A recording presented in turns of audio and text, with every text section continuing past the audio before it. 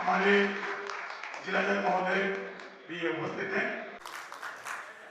आज आप लोग स्थान ले लें। मेरा निवेदन है, सभी लोग तालियों से कृपया इसका शुभारंभ को तालियों से आगाज करें। सभी कैसे मेरा निवेदन है कि दीप को प्रज्वलित कर कार्यक्रम को शुभारंभ करने के लिए हमारा साथ दें।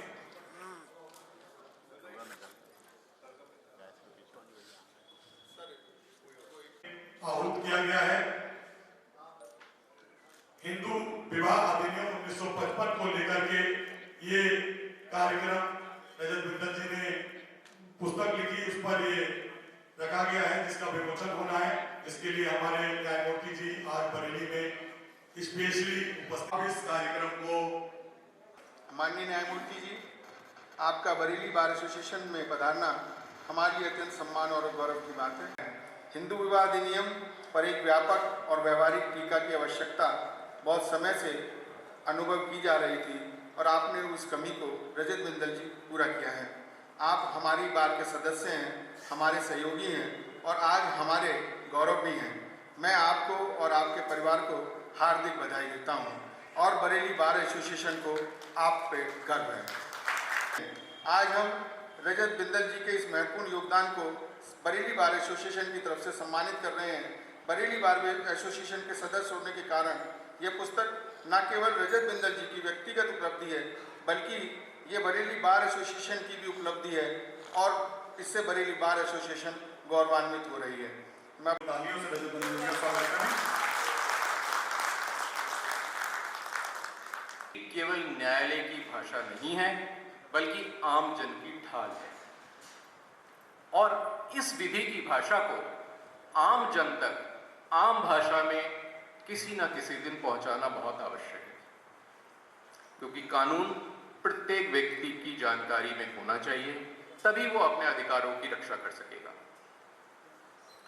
मैंने अनुभव किया कि हिंदू विवाह अधिनियम 1955 जो हमारे समाज की पारिवारिक संरचना की आधारशिला है, पर एक ऐसी कमेंट्री की आवश्यकता है जो न केवल विधि छात्रों के लिए उपयोगी हो, बल्कि न्यायाधीश महोदय, अधिवक्ताओं और सामान्य नागरिकों के लिए भी समान रूप से उपयोगी हो।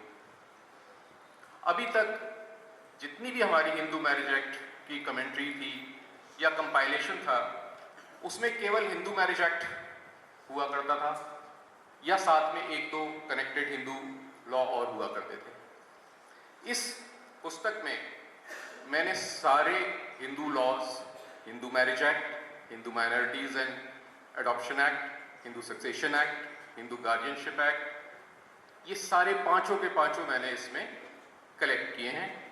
इसके अतिरिक्त जो हमारा अभी बीएनएसएस का नया सेक्शन 144 जिसमें मेंटेनेंस का प्रोविज़न है, उसको भी मैंने इसमें शामिल किया है, उसका विस्तृत एक्सप्लेनेशन शामिल किया है। साथ ही साथ डोमेस्टिक वायलेंस एक्ट, जहाँ भी आपने नोटिस किया होगा कि जहाँ भी हिंदू मैरिज एक्ट से रिलेटेड कोई लिटिगेशन स्टार्ट होता है तो उसमें डोमेस्टिक वायलेंस एक्ट के मुकदमे भी अवश्यंभावी आते ही हैं और उसके लिए हमें दूसरी पुस्तकों की तरफ भागना पड़ता है। मैंने डीवी एक्ट को भी इसी में कंपाइल करके ये प्रयास किया है कि जब हम न्यायालय में जाएं तो एक ही पुस्तक के माध्यम से हम सारी व्यवस्थाएं न्यायालय में चर्चा कर सकें, हमें अलग अलग पुस्तकें ले जाने की आवश्यकता ना पड़े।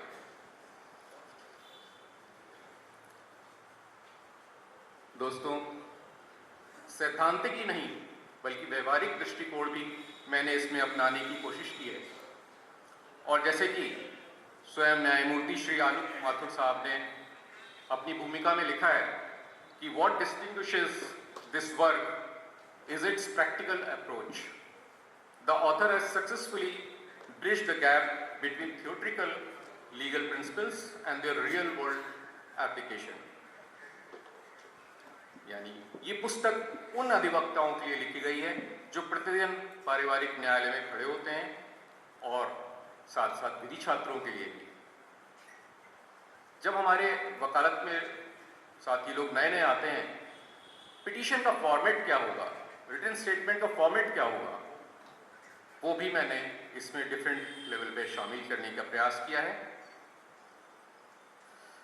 आमतौर पर कोई भी किताब केवल हाई कोर्ट, सुप्रीम कोर्ट के जजमेंट्स का वर्णन करती है।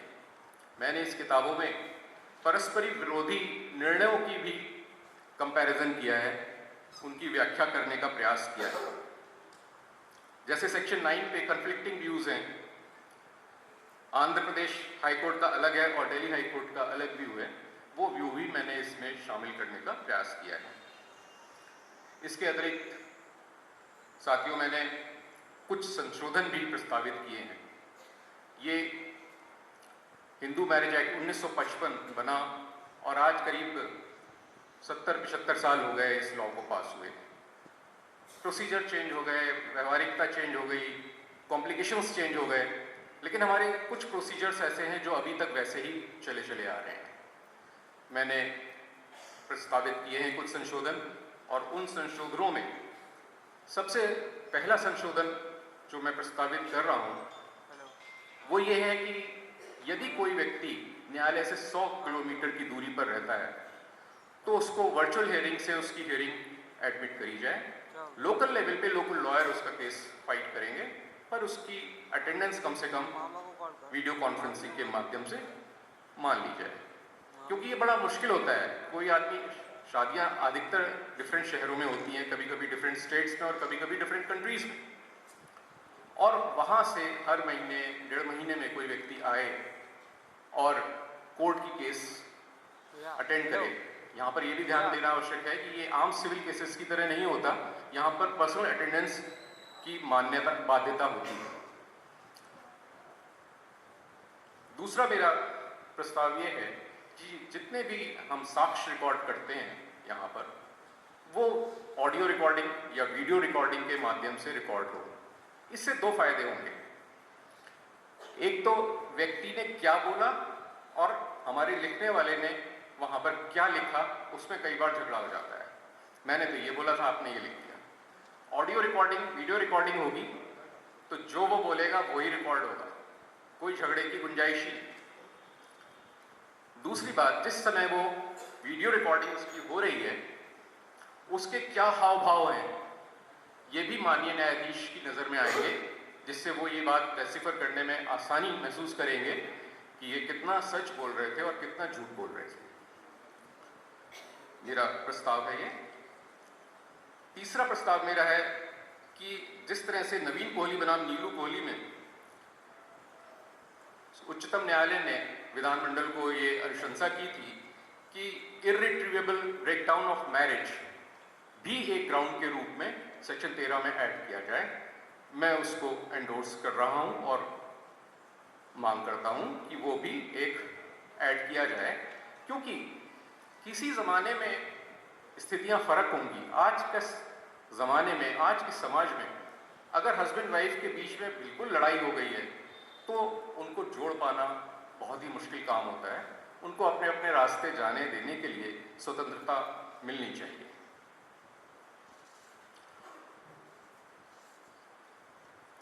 मित्रों, ये पुस्तक मैंने 30 साल तक इस पे विचार करके, रिसर्च करके, बहुत सारे पक्षकारों के दुख दर्द को सुनने और समझने के बाद लिखी है, और मैं उन सभी पक्षकारों का आभारी हूँ जिन्होंने मुझे इसे इस अनुभव से अवगत कराया, यह अनुभव लेने का मौका दिया। मैं उन सभी न्यायाधीश महोदयों का भी शुक्रगुजार हूँ और अपने वरिष्ठ अधिवक्ता महोदयों का भी शुक्रगुजार हूँ, जिनसे कानून का इंटरप्रिटेशन करना मैंने सीखा। मेरी ये इच्छा है कि ये पुस्तक न्यायालय की लाइब्रेरी में, विधि छात्रों के हाथों में और परिवार न्यायालय में संघर्षरत उन पुरुष, महिलाओं एवं परिवारों तक पहुँचे जिन्हें इसकी सबसे अधिक आवश्यकता है। मैं आप सभी का पुनः धन्यवाद देता हूँ। हमारी guest of honour additional principal जज family court Mrs Chhaya Jain यहाँ पर हाजिर हैं। मैं उनसे रिक्वेस्ट करूँगा कि डायस पे आएँ और अपना स्थान ग्रहण करें।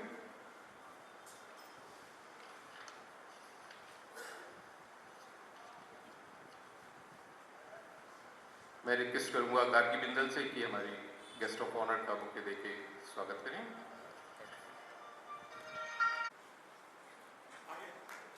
मैं रिक्वेस्ट करूंगा रुपया नाम से कि वो आए और गेस्ट ऑफ ऑनर का कड़ी को आगे बढ़ाते हुए मैं अपने डीन यूनिवर्सिटी अमित सिंह जी से चाहूँगा आए और इस पुस्तक पे और इस माहौल को दिशा देने।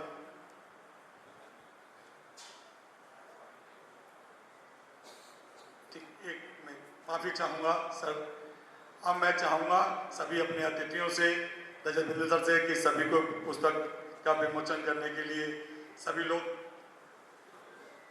यहाँ उपस्थित रह करके पुस्तक का विमोचन, सब लोग तालियों से हार्दिक स्वागत करते हैं।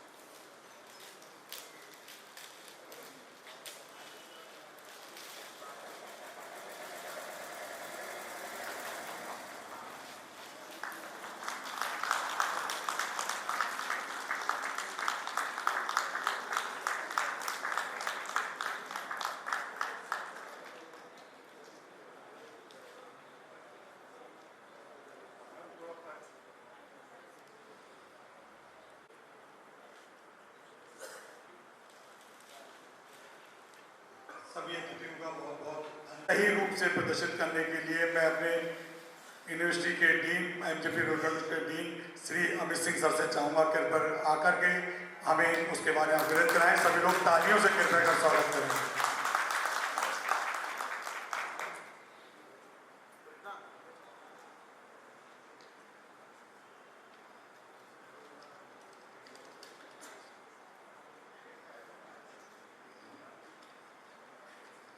आप सभी को नमस्कार। हिंदू मैरिज है जो अब्राहमिक रिलीजन को ना पालन करता हो उसको छोड़ करके शेष जो सभी व्यक्ति हैं वो हिंदू की सामान्य परिभाषा में आएंगे। हिंदू, सिख, बौद्ध, जैन जो भी हैं वो सभी इसकी जो है कॉम्प्रिहेंसिव डेफिनेशन में आते हैं। अब्राहमिक रिलीजन हम रिलीजन्स को कहते हैं जो अब्राहम की धारणा पर है, इस्लाम, क्रिश्चियनिटी और जुडाइज्म। तो उसके अलावा जितने भी भारत में और जो सेक्ट हैं, संप्रदाय हैं, वो इस परिभाषा की व्यापक परिभाषा के अंतर्गत आते हैं। यानी वो सभी जो विवाह है वो इसके अंतर्गत सम्मिलित होंगे।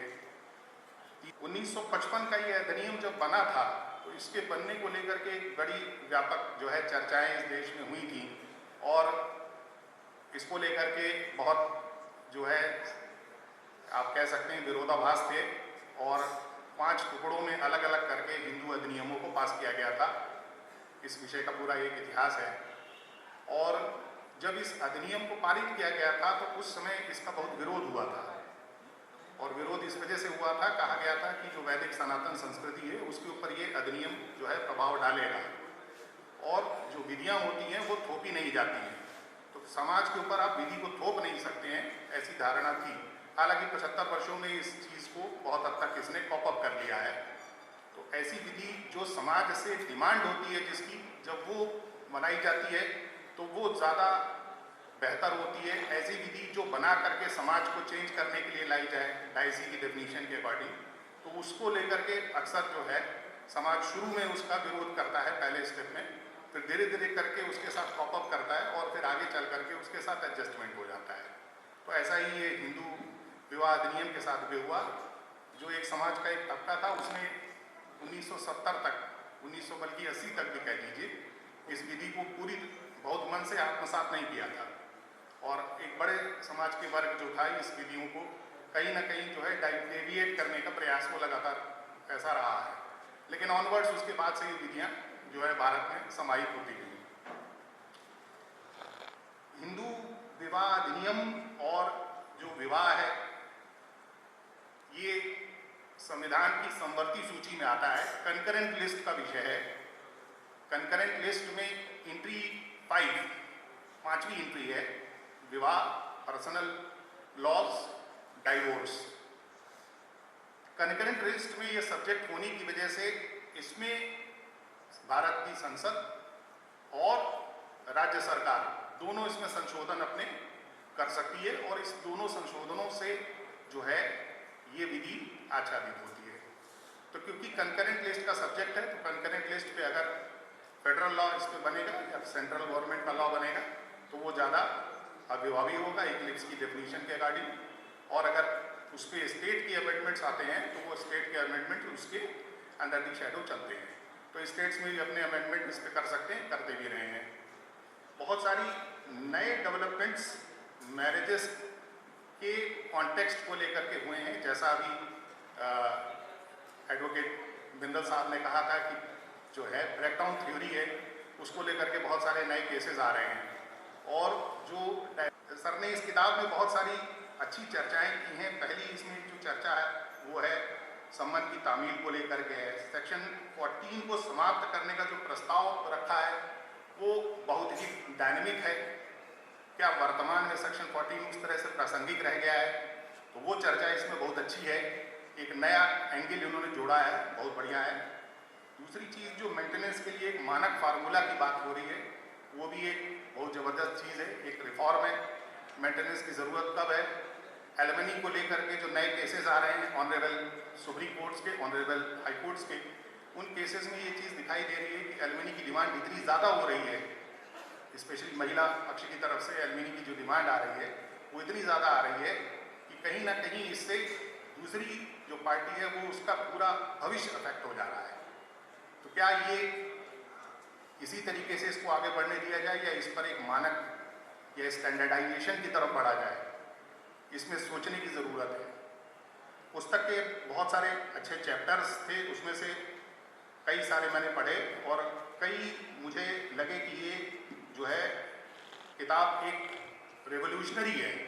पहली बार किसी ने नई लाइन ऑफ थॉट पे लोग सोचने का प्रयास किया है। अभी तक जितनी किताबें और हमने पढ़ी थी, 25 वर्षों से हम पढ़ा रहे हैं, विधि की जो किताबें इसमें हमने पढ़ी हैं, पारस दीवान की किताब हो, वीडी कुलश्रेष्ठ की किताबें हैं या जो और जो पुस्तकें इस पर आती हैं, उन पुस्तकों में ये एक्ट का प्रोविज़न है, इसका ये जो है एक्सप्लेन पार्ट है, इसका एक्ट है, इसका ये एक्सप्लेन पार्ट है। इतनी चीज़ तो अच्छी है, लेकिन उन्होंने ये नहीं प्रोजेक्शन करने की कोशिश की कि ये ऐसा होना चाहिए, it should be like that, it should be reform in that way. तो अगर कोई पुस्तक ऐसी सोच रखता है तो इसका मतलब उसको रिसर्च किया गया है, उसने रिसर्च अच्छी की है। तो सर को इस बात के लिए बहुत बधाई कि उन्होंने एक नए एंगल से, नए तरीके से एडवोकेट बिंदल साहब ने इसको सोचा है। और हम इस पुस्तक को विश्वविद्यालय में रिकमेंड करेंगे, हमारे जो कॉलेजेस हैं उनमें रिकमेंड करेंगे। भविष्य के स्कॉलर्स के लिए ये किताब नई रिसर्च प्रोवाइड करने में एक नया जो है सोचने के लिए उनको एक एंगल देगी, ऐसा मेरा निश्चित रूप से विचार है। I would like to bring to the kind notice of the esteemed dignitaries and all respected present here that presently I am working as Additional Family Judge, Family Court Bareilly. So naturally this book on Hindu Marriage Act will be a subject of great interest, importance and help for me. Of all the provisions of Hindu Marriage Act, Section 13, which talks of divorce, requires a specific mention. We all are aware that this section provides an elaborate 9 grounds, some of, I think 3 are omitted, satisfying any one of which a Hindu marriage can be dissolved by a decree of divorce. But while working as a family court judge, one area which always bothers my mind is, I think that this has already been discussed also, is the lack of the ground which talks of irretrievable breakdown of marriage. That is a situation where a marital relationship has collapsed beyond repairs and no possibility of reconciliation, often described it as an emotionally dead marriage. As a human being, almost all relationships which we cherish as a family are in one way or the other related by blood. But it is only the relationship of husband and wife which is held together with the sensitive chain of mutual love, respect, shared responsibility. So it is quite natural that when this chain is broken beyond repairs, there there is no point in dragging the dead relationship. Honorable Supreme Court of India at times exercises its extraordinary powers under Article 142 of the Constitution to grant divorce on the basis of this ground. Even in the year 2023, in a case I have noted that Shilpa Shailesh versus Varun Srinivasan, the Constitution Bench rules that Supreme Court can dissolve a marriage on the ground of irretrievable breakdown using its plenary powers under Article 142 of the Constitution to do complete justice even if one party opposes the divorce. So, last but not the least, my humble submission here today is that this ground needs to be codified in Hindu Marriage Act as one of the many grounds of divorce. I am hopeful that in future this no-fault ground will successfully be a part of Hindu Marriage Act. Thank you so much. Thank you everyone for your kind attention. जैसा कि आपने सुझाव दिया कि एक सुझाव है section 14 पे प्रोफेसर साहब ने भी प्रकाश डाला। मैं उसी समय मैंने किताब को पलट के देखा तो सेक्शन 14 पे बिंदल साहब ने भी अपना विचार व्यक्त किया है। ठीक है, 1 वर्ष के अंदर मैरिज अगर कोई विवाद होता है तो पिटीशन नहीं दी जाती है। क्यों ना हम इसमें ये प्रावधान कर दें जैसा कॉमर्शियल एक्ट में है कि ऐसी अवस्था में अगर कोई पिटीशन आती है तो पहले मीडिएशन मस्ट है, उसके बाद पिटीशन एंटरटेन हो। ब्रेकडाउन की बात आती है, ब्रेकडाउन का ग्राउंड बनाइए। अगर ब्रेकडाउन की ग्राउंड पे पिटीशन आ रही है तो पहले मीडिएशन होगा, उसके बाद पिटीशन एंटरटेन होगा। क्योंकि हमारे एक्ट की आत्मा परिवार को जोड़ने की है। तो बाकी अपीयरेंस थ्रू वीसी की जैसे आपने एक चर्चा की तो वो हमारे प्रैक्टिकल प्राविधान में आ चुका है और इसके लिए कोई बार नहीं है कि ये सिर्फ क्रिमिनल केस में होगा, सिविल में नहीं होगा या हिंदू मैरिज एक्ट के मामलों में नहीं होगा। तो थ्रू वीसी अपीयरेंस हम लोग प्रैक्टिकली करा रहे हैं और इसीलिए माननीय उच्च न्यायालय ने हर न्यायालय को कैमरा युक्त सिस्टम उपलब्ध कराया है डायस में रखने के लिए। इसी वजह से कि थ्रू वीसी अपीयरेंस भी हम आगे बढ़ सकते हैं। बाकी अगर एक्ट में प्राविधान हो जाएगा तो हम लोग उसको इफेक्टिवली लागू कर पाएंगे जैसा जिंदल साहब का सुझाव है। मैं बहुत ज़्यादा समय नहीं लूँगा क्योंकि मैं भी आतुर हूँ माननीय न्यायमूर्ति महोदय जी के आशीष वचनों को सुनने के लिए। अंत में मैं पुनः जिंदल साहब को बधाई देता हूँ।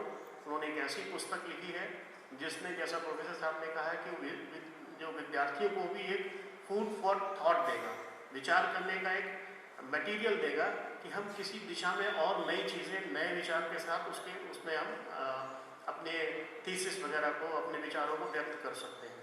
तो इस ऐसी पुस्तक लिखने के लिए मैं फिर से उन्हें धन्यवाद देता हूँ और इस बात का भी धन्यवाद देता हूँ कि आज उन्होंने मुझे इस अवसर का प्रतिभागी होने का अवसर दिया। Thank you.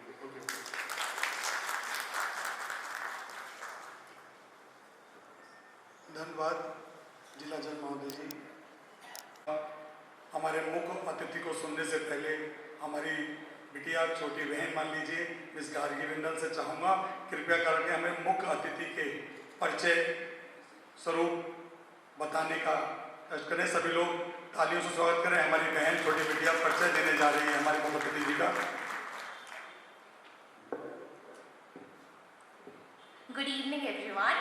Today we are deeply honored to welcome our chief guest for this evening, Honorable Justice Shri Alok Mathur, Judge of the Allahabad High Court.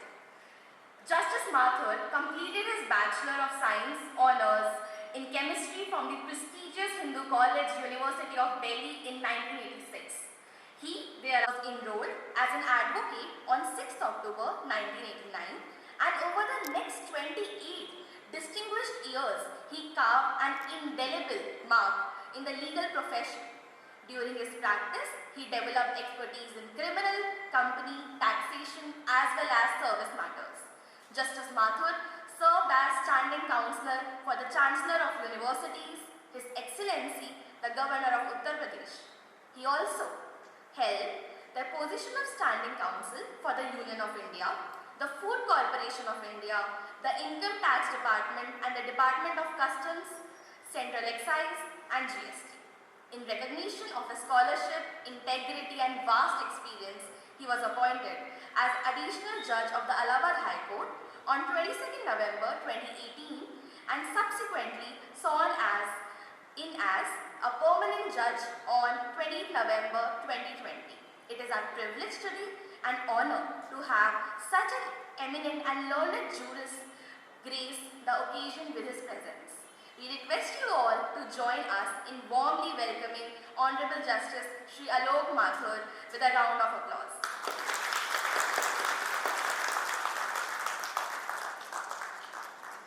Thanks. अब सभी लोग तालियों से खड़े होकर के स्वागत करें जज साहब का, जस्टिस महोदय न्यायमूर्ति जी का।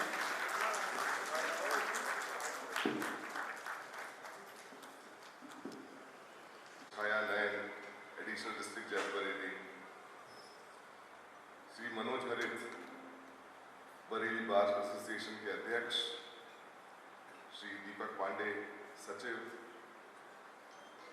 अन्य सदस्यगण बरेली बार एसोसिएशन के, मेरे अधिवक्ता बंधु, श्री मेरे प्रिय मित्र श्री रजत बिंदल, उनका परिवार, देवी और सज्जन। पहले तो मैं बहुत बरेली बार की मैंने तारीफ बहुत जगह सुनी है और आज भी जितने भी न्यायाधीश मुझसे मिले हैं सबने एक स्वर में आपकी बार की बहुत प्रशंसा करी है।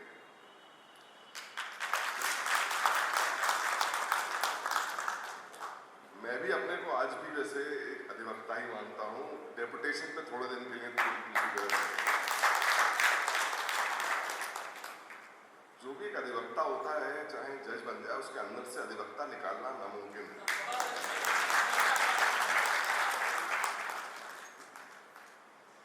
ये अवसर मिला है मुझे, रजत बिंदल साहब ने एक बहुत ही महत्वपूर्ण विषय पे जो किताब लिखी है हिंदू मैरिज एक्ट पे, उसको पढ़ने का मेरे को अवसर मिला और एक छोटे से मैंने फॉरवर्ड भी लिखा उसमें। आज जो चर्चा हुई, बहुत ही बढ़िया प्रोफेसर साहब ने इसके बारे में बात करी, उसी पे थोड़े से मैं उसी चर्चा को थोड़ा सा जरा आगे बढ़ाना चाह रहा था कि जब भी कोई पार्लियामेंट या स्टेट लेजिस्लेचर किसी भी सोशल लेजिस्लेशन इनैक्ट करती है तो उसके दो मकसद होते हैं। या तो एक मकसद होता है कि हम सोसाइटी को किस डायरेक्शन में लेके जाना चाहते हैं। जब अपने हिंदू मैरिज एक्ट 55 हमने लेजिस्लेट हुआ था तो हिंदूज में कोई लिमिटेशन नहीं की कि वो कितना शादी कर सकते हैं।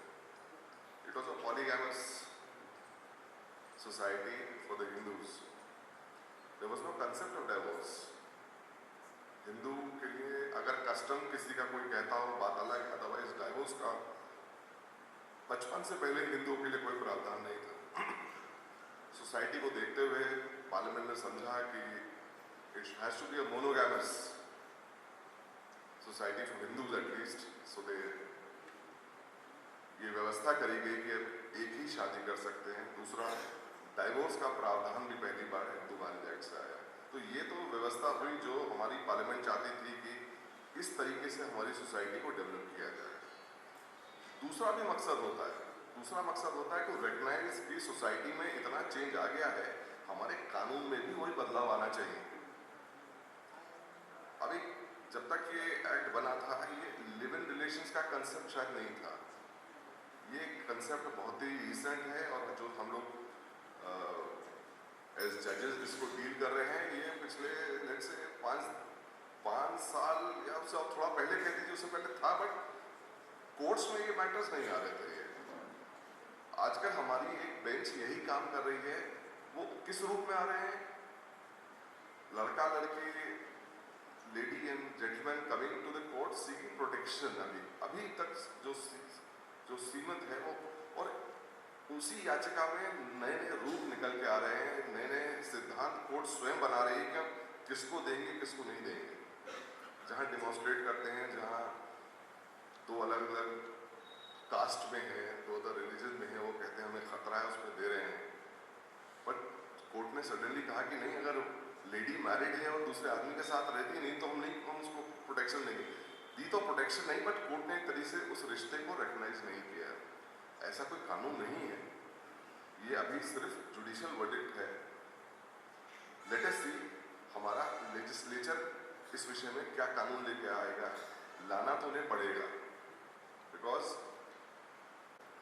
उसमें आपस के रिश्ते जब सार होते हैं, हस्बैंड वाइफ हो तो चलिए आप डाइवोर्स, क्रुएल्टी, सेपरेशन, मेंटेनेंस 125 सब है। इस परिस्थिति में क्या होगा, क्या वही कानून आपके लिए लागू होंगे? ये सारी बातें, the best authority to deal is by legislation. बस न्यायिक निर्णयों से संज्ञान लिया जा सकता है कि हाँ, ऐसी तादाद रेगुलर रेट पे बढ़ती चली जा रही है। So we'll have to wait, जैसा भी हुआ है, we have to wait for some legislation। इसमें यहाँ पे महत्वपूर्ण होगा एकेडमिशियंस का कि किस रूप में व्यवस्था आगे बने जिसको हम चाहते हैं फॉलो करें। तो ये ज़रूरी, ये हिंदू मैरिज एक्ट के फ्रिंजेस का एक सब्जेक्ट ज़रूर बनेगा। हम और आप सब वेट करेंगे, जब ये आएगा तो उसको देखा जाएगा, उसको इंटरप्रेट किया जाएगा। दूसरी एक बात थी कि जैसी एक बहुत महत्वपूर्ण बात हमारी एडिशनल डिस्ट्रिक्ट जज साहिबा ने भी कही कि ये इरिट्रीवेबल मैरिज जो है, ये सैलेश के मैटर में सुप्रीम कोर्ट ने कहा है कि साहब सिर्फ हम ही करेंगे। देखिए जिला जज साहब ने एक बहुत ही छोटे में बहुत बड़ी बात कह दी कि हमारे हिंदू मैरिज एक्ट का सार कपल्स को साथ रखने का है। विच्छेदन तो जब कोई और परिस्थिति नहीं है, that is the last resort, सार यही है। और इसी को देखते हुए जो इरिट्रेबल, जो अभी ग्राउंड अवेलेबल नहीं है इरिट्रेबल मैरिज, ये सुप्रीम कोर्ट ने स्वयं अपने पास रखा हुआ है। अगर आप सोचिए कि अगर इसको एक्चुअली ग्राउंड ले लिया जाए तो divorce will become so simple and easy and so rampant. शायद उस चीज के लिए हम लोग तैयार नहीं है, ना न्यायिक प्रक्रिया ना सोसाइटी अभी उसको एक्सेप्ट करेगी। बिकॉज अगर ये कानून में आ गया, ये इतना शीघ्र डाइल्यूट होगा। आप 2 मिनट अगर सोचिए तो हर दूसरे मैटर में आप कह सकते हैं इरिट्रेबल ब्रेकडाउन ऑफ मैरिज, जहां there is a persistent cruelty for a long time, husband and wife are living separately, उसमें भी एक कानून आ जाएगा। अगर 3, 4, 5, 6, 7 साल से अलग रहेंगे, it will be deemed to be irretrievable breakdown of marriage.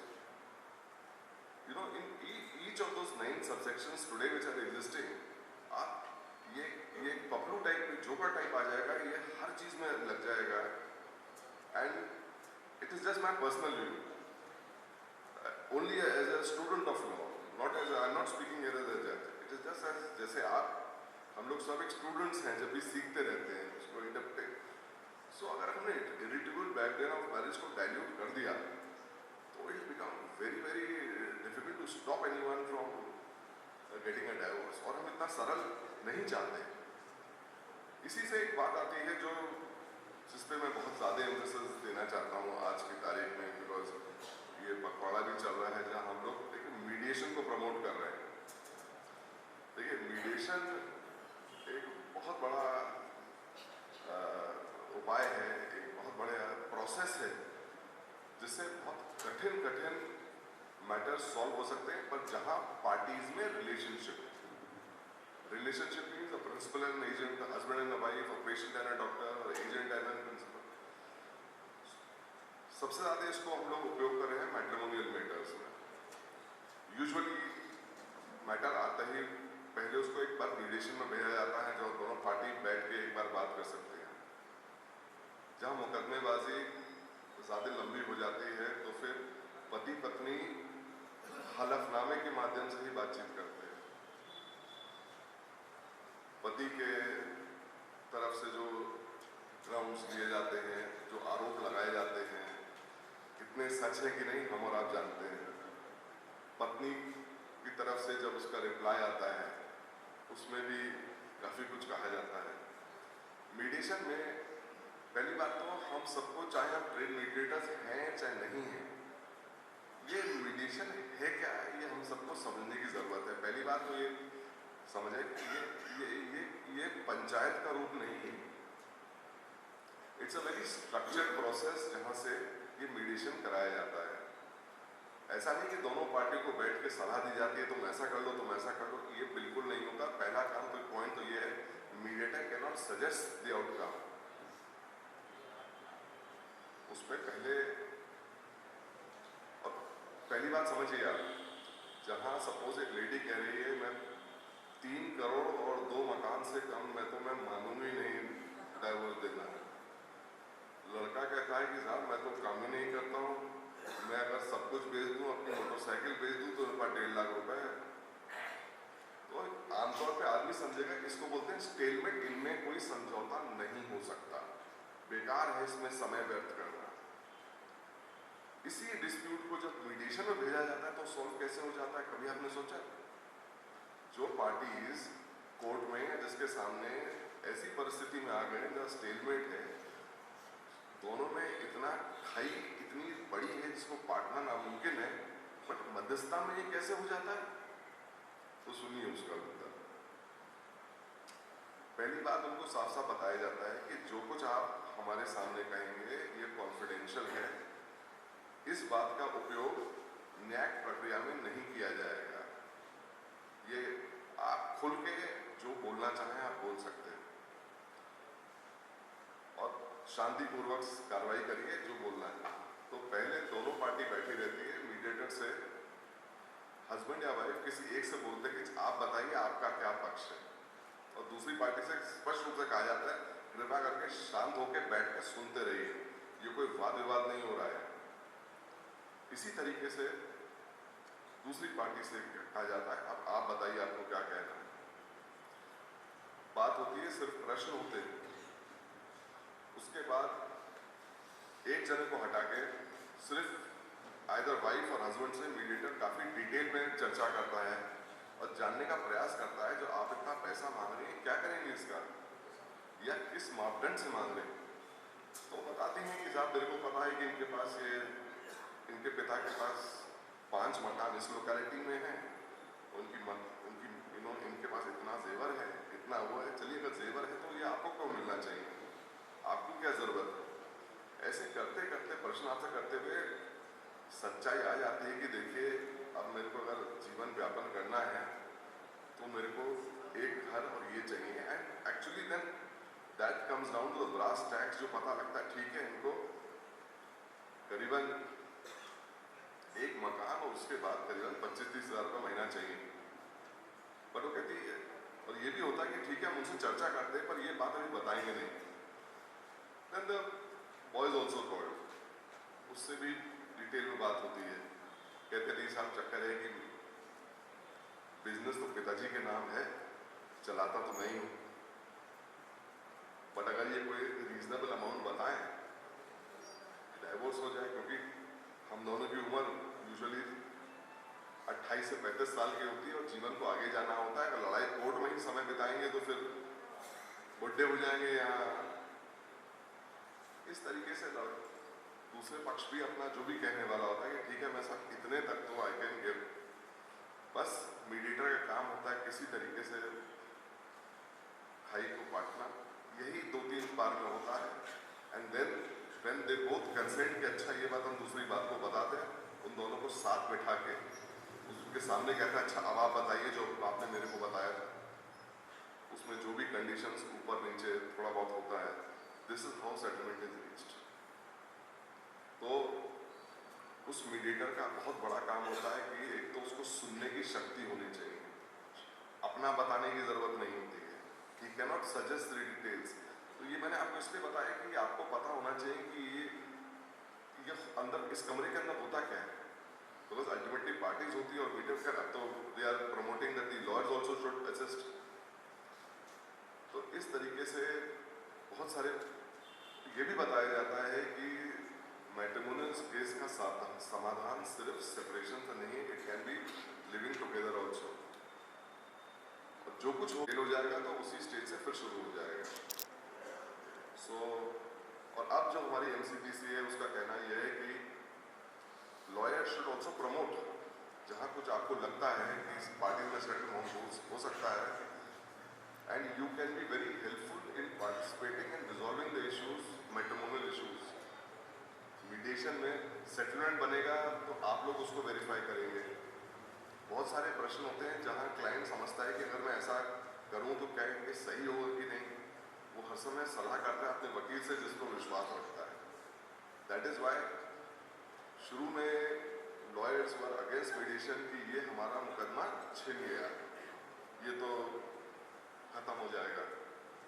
But we are trying, the MCPC जो एजेंसी है इसकी, they are trying to show कि नहीं, आपके लिए बहुत अपॉर्चुनिटी है इसमें, please participate in the mediation. Mediation की फीस अलग हो सकती है, आपका कोई उसमें नुकसान नहीं होना है, but the outcome can may be a very good solution for the parties concern. तो क्योंकि सुप्रीम कोर्ट का इस वक्त चल रहा है कि मीडिएशन को प्रमोट किया जाए, I thought this is a very good forum to inform all my friends कि बहुत अच्छी चीज़ें इसको प्रमोट करें, जिससे एटलीस्ट फैमिली मैटर्स का तो समाधान हो सके।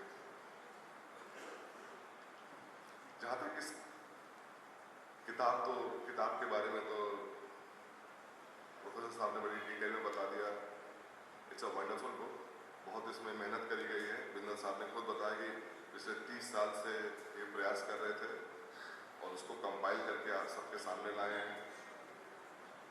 लॉयर्स के लिए भी बड़ा यूजफुल है, स्टूडेंट्स, ऑल द पीपल जिनको न्याय और पढ़ना है उसके लिए सारा साइटेशन लिखना हुआ है। आप उस साइटेशन में सुप्रीम कोर्ट के जजमेंट्स और आगे बढ़ सकते हैं। तो एक बार फिर मैं कहूँगा आप सबका बहुत बहुत धन्यवाद। आपके बीच में आके बहुत अच्छा लगा। बहुत बहुत शुभकामनाएं बिंदल साहब को। Thank you.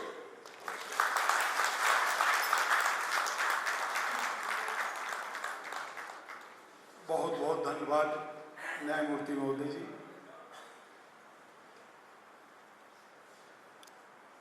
अभी हमने अपने मुख्य अतिथि जिनको सुनने के लिए हम यहाँ एकत्रित हुए थे उनको सुना, उनके आशीष वचनों को हम लोग संग्रहित करें, अपने जीवन में उतारें। अब इस कड़ी को आगे बढ़ाते हुए मैं चाहूँगा सभी साथियों से निवेदन है कृपया थोड़ी देर वेट करें, अभी सूक्ष्म जलवान की व्यवस्था भी है। हम चाहेंगे कि अपने जो हमारे रजविंदर जी हैं और हमारे मनोजन जी, मैं चाहूँगा कि हमारे मुख्य अतिथि का स्मृति चिन्ह दे करके आप सभी तालियों से लगातार स्वागत करते रहें। धन्यवाद। अब इस क्रम में तालियों से इस सभागार को गुंजायमान रखें जिससे कि आपके श्रोती इस कार्यक्रम को और नया आयाम देगी। अब इसी क्रम में मैं चाहूँगा हमारे राधाकांत बाबूजी से कृपा करा करके हमारे सीजन साहब पांच सुमित जी का सभी लोग तालियों से स्वागत करते रहे। अब इस हुए प्लेटो के शिष्य थे अरस्तु। प्लेटो ने एक व्यवस्था दी कि साहब मेल और फीमेल के मीटिंग से जो भी ऑफस्प्रिंग होगी वो स्टेट की लायबिलिटी होगी। लेकिन जब अरस्तु आए उन्होंने कहा नहीं, फिर तो ये जंगल राज हो जाएगा। उन्होंने कहा जिस मेल फीमेल की मीटिंग से जो ऑफस्प्रिंग होगी वो उन दोनों की लायबिलिटी होगी। और तब से ये परिवार का जन्म हुआ। और उन्होंने कहा जिस देश में ये यूनिट बेहतर होगी उसका समाज अच्छा होगा, जो समाज अच्छा होगा तो वो देश अच्छा होगा। तो ये परिवार की जो भावना है, वो बांधने की जो भावना है, एक व्यवस्था को एक सुचारू रूप से चलाने की भावना है, तो ये हमारे पूर्व दार्शनिकों ने इसका विचार दिया था। इसीलिए एरिस्टोटल के लिए बारे में कहा जाता है कि second thought is the ideal thought, जो उन्होंने उस परिवार के बारे में दिया। और शने शने आज हम इस स्तर तक आ गए।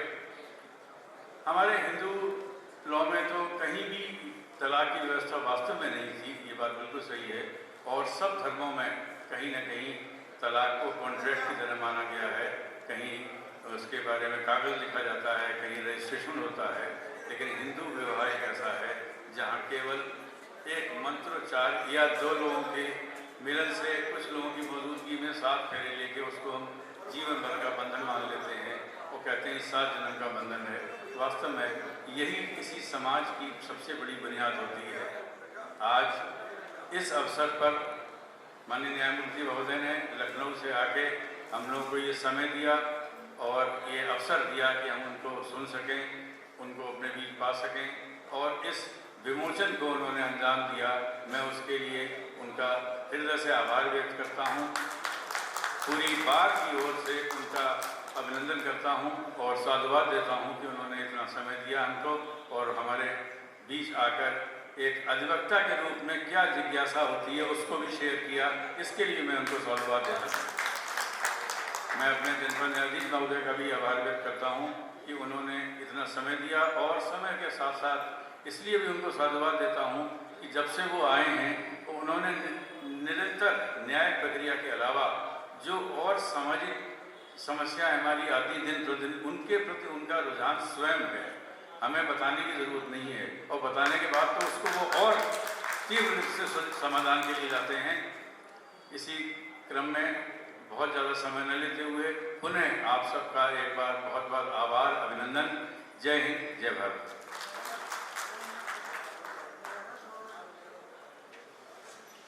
धन्यवाद सभी साथियों का।